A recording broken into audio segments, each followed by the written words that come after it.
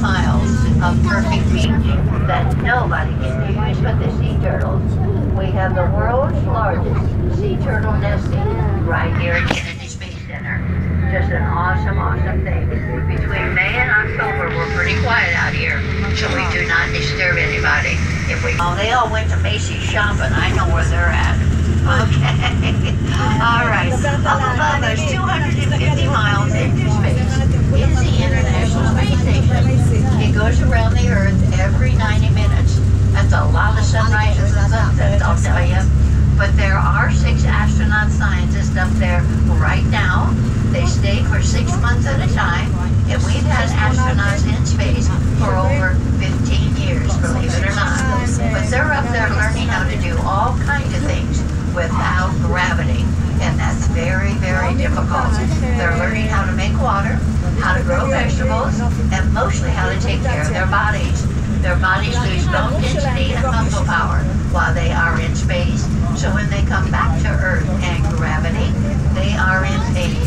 It takes them a couple of days to acclimate themselves to get ready to walk around down here on Earth again. Scott Kelly, the astronaut, went up to the International Space Station and stayed for 1 whole year just to see what happened to his body. He's back, he's doing fine, and I don't know what the experts found, but he's doing good. That's all that matters. Up here in front of us is our future. This is where we're going tomorrow. This is Launchpad 39B. It used to look like 39A, but we tore it all down, hauled it all away, and now we have what you call a clean pad. Anybody can launch from this launch platform. If you have a mobile launching platform, a mobile launching tower, and a rocket, you can launch from here. I don't know what it costs you, but you can. Those 3 lightning stacks are over 600 feet tall, and there's an inch cable in between them to help deflect all the lightning to the ground. If we're real lucky, the rockets will only send a couple of days, and we'll have nothing but pure sunshine while they're out here. That would be good. But way, way, way back before they tore down Launchpad 39B, John Glenn, at the age of 77, launched from this launch platform and went to the International Space Station and stayed for 2 weeks. He is the oldest man astronaut into space, and he is the last of the Mercury 7, if you remember them. He launched in the 60s from the Launchpad 39A. He went around the moon. He never landed. All the moonwalkers launched from Launchpad 39A. It is a national monument now. But John Glenn now is 95 years old, and he's just doing fine. He was here a few months ago, and we were just tickled pink to see him, I'll tell you. All right, coming up here on the right is some more water. Mostly what you will see is weeds and brush from the bottom of the water. It is so low. Whether there's any alligators or not, we'll have to really look because it's hard to tell.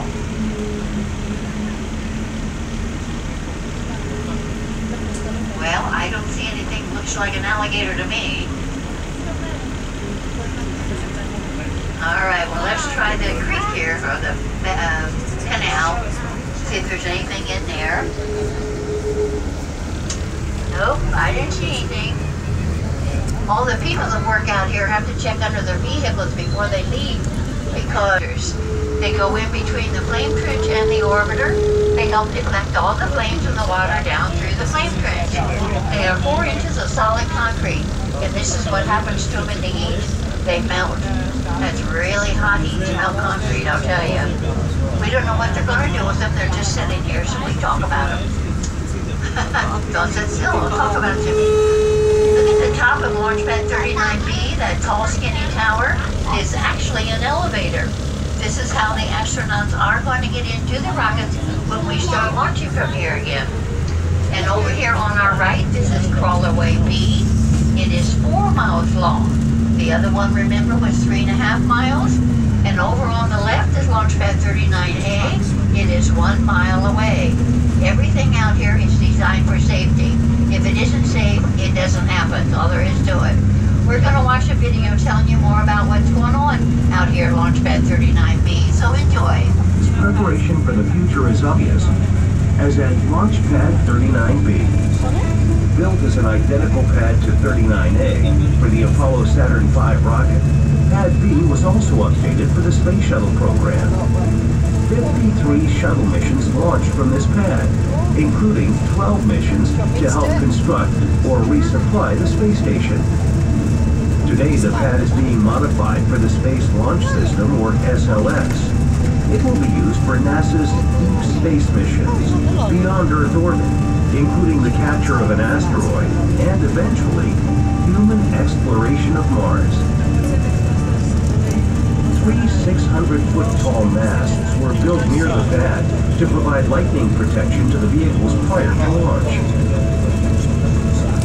Both the fixed service structure and rotating service structure that were built for the shuttle have been removed, making it more flexible and able to support many different launch vehicles. Below the pad is a 4-story facility that houses the infrastructure needed for launch, including power, hydraulics, and water. Several miles of outdated wiring and cables have been removed and replaced with high-speed fiber optics.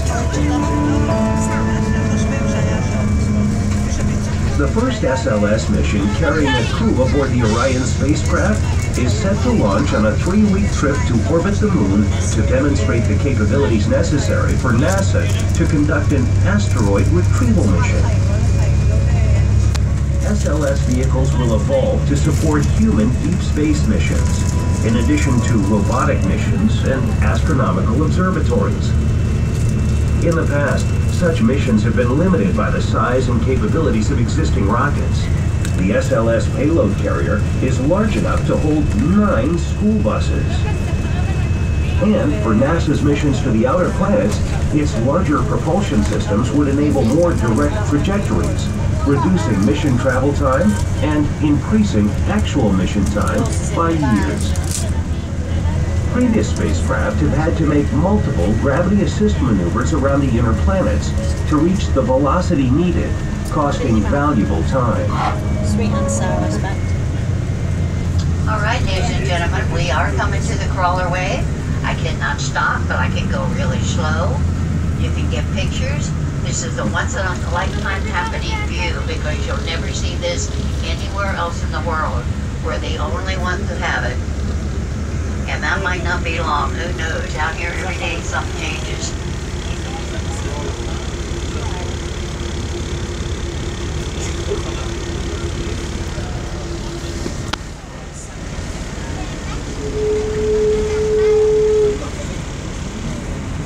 Alright. Now I want you to look out my right front window to the top of the launch platform. On top of that launch platform is what looks like spigots. Well, that's just what they are. That 400,000 gallons of water will go through those spigots, the rockets on the top, and all that flames and all that water. Remember the 3 square holes I showed you? All go through those square holes and out through that flame trench. The crawler, of course, is not under there at that time. If you look at the crawler on the corner, there's a little glass box. That's one control box to go one direction. If you don't want to go that direction, you get out of that box, walk around to the opposite corner, and get into the other box to go the other direction. There's only one gear on the crawler, and that is forward. There's no reverse, and there's no turnaround. Each one of those tracks has 57 cleats, and each cleat weighs 1 ton. The crawler weighs 6 million pounds all by itself. The launch platform weighs 8 million pounds all by itself, and the orbiter and the external fuel tank will come in a little over 3 million pounds. So coming down the crawlerway at a ½ mile an hour would be over 18 million pounds. Well, when the SLS rocket gets finished, it will weigh in at 5.2 million pounds. So coming down the crawlerway at a ½ mile an hour will be over 24 million pounds.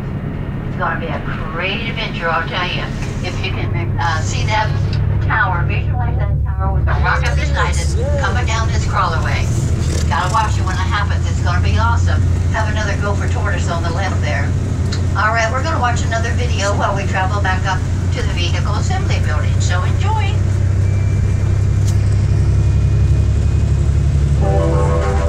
Since the end of the Space Shuttle program in 2011, Pad 39A has begun yet another transformation. Commercial developer SpaceX is modifying the pad to launch a larger version of their Falcon 9 rocket called the Falcon Heavy. SpaceX is also building a crew capsule capable of carrying astronauts and will be launching crews to the International Space Station as part of NASA's Commercial Crew Program. Another commercial provider to support NASA's crew transportation is Boeing. They named their capsule the CST-100. Like SpaceX, Boeing's capsule will begin flying to the station later this decade. They will launch from Cape Canaveral Air Force Station just a few miles from here on a modified Atlas V rocket. With private industry stepping up to support low Earth orbit missions to the ISS, NASA can focus more heavily on deep space exploration, which you will learn about at Launchpad 39B.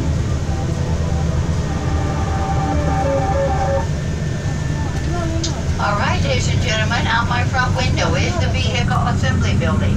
It is the world's largest one-story building. It is 525 feet tall. It sits on 8 acres of land, and you can get the doors, 2 on this side and 2 on the opposite side, are the world's tallest doors. They are 456 feet tall, and they will take 45 minutes to open all the way up. This building was designed for the Apollo Saturn V rocket that you're going to see at the end of your tour. And when that rocket came through those doors, it only had 6 feet to spare. That's how big it is. Over on our left, the flag flying on the flagpole. At the bottom of that flagpole is a little blue box. And that blue box is the countdown clock. Most important clock in the world on the day of launch. Everybody watches it. The buildings on the left are the press boxes, and this is where they will monitor the launch, so you can watch it at home on your TV.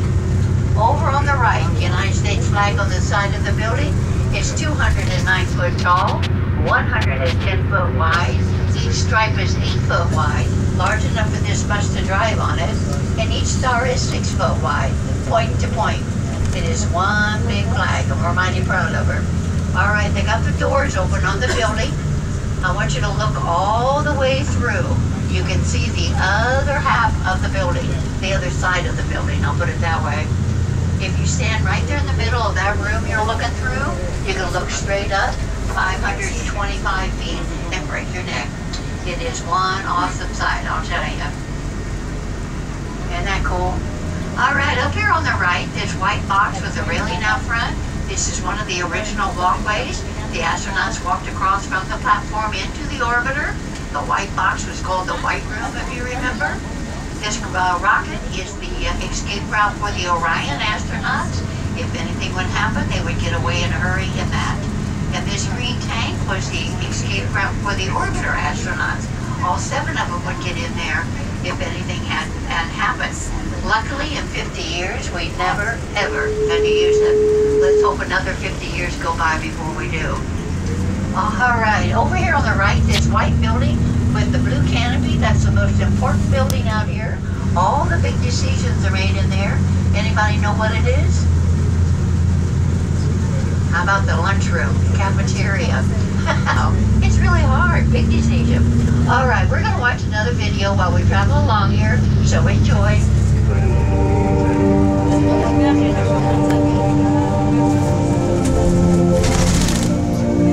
We explore to gain knowledge, to push the boundary, feel the unknown. We seek to discover, find answers here on Earth and in space. Was Mars once an Earth-like planet with water and an atmosphere? What happened? Can the same thing happen here on Earth? What about asteroids? Is there something we can do to prevent a big one from colliding with Earth? We can go to Mars in our lifetime and answer some of humanity's fundamental questions about life beyond Earth. Robots are doing great work exploring our solar system, but eventually, we want to be able to put a person on the ground.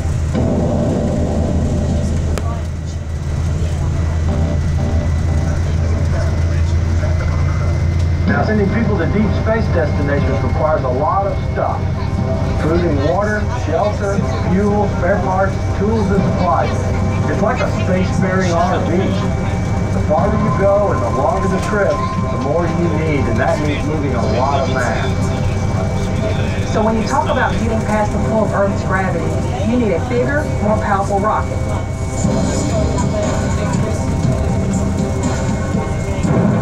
Gentlemen, coming up here, Right. if we're lucky, we'll get to see an alligator or some manatees. They are, just their noses come up the manatees that for them to breathe. שאני לא אראה את זה כי הכל אצלי לבן. That's them breathing, coming up to breathe. If you see it, I don't see an alligator. Did anything come up? הכל אצלי לבן, לא Doggone it. Well, on your way back to the visitor center, check on the other side. You might get lucky. The larger evolved version of this OS can carry a habitat, larger solar array, additional propulsion, you name it. It's really a versatile rocket. Yeah, it was.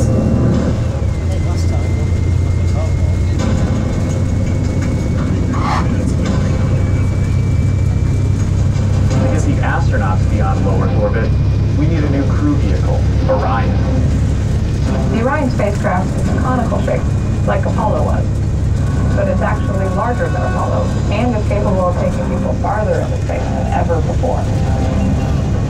It can protect a crew of 4 for up to 21 days, and carry food, air, water, supplies, all the things the crew will need. Orion is the most advanced and versatile spacecraft ever made. It uses state-of-the-art technology, materials, and design processes based on more than 50 years of research and technology development. The first crewed flight of Orion and the Space Launch System will be a flight around the moon during Exploration Mission 2. A crew of astronauts will launch on SLS, fly several orbits around the Earth, then perform a translunar injection, which will send them on a path from Earth orbit towards the moon.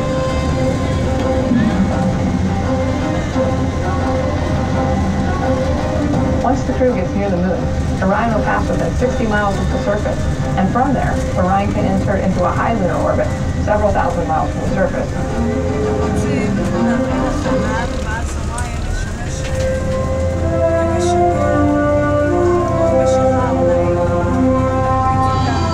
All right, ladies and gentlemen, we are coming into the vehicle, or into the Apollo Saturn V Rocket Museum.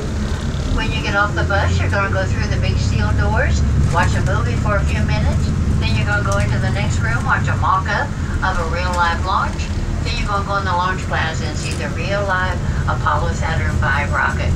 It is one awesome sight. Check around, make sure you have all your personal belongings, please, because you will be on a different bus the next part of your tour. And I thank you for riding with me today. I hope you enjoyed your tour and you have a fun day. Thank you.